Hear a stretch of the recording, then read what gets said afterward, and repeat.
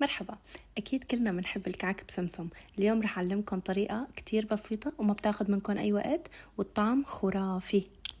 أول شي عندي 2 بيض، نص كوب من الزيت النباتي ونص كوب من السكر. رح أضيف عليهم 3 معالق كبار من حليب البودرة وفانيليا، أنا حطيت معلقة ونص تقريبا.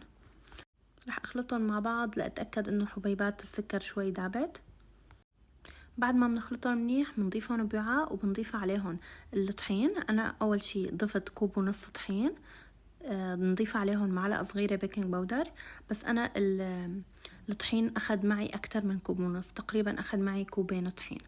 لهيك ضيفوا أول شي كوب ونص، بعدين بتضيفوا بالتدريج باقي كمية الطحين لحتى تصير العجينة طرية بس ما أنا ماسكة كتير. بنحطها شوي بالبراد تقريبا ربع ساعة، بعدين بنبلش شغل فيها. الفرن على درجة حرارة 160 تقريبا، أخذ معي 15 دقيقة بالضبط. وبالعافية عليكم يا رب. الوصفة كتير طيبة، لازم تجربوها وتكتبوا لي رأيكم بالتعليقات. باي.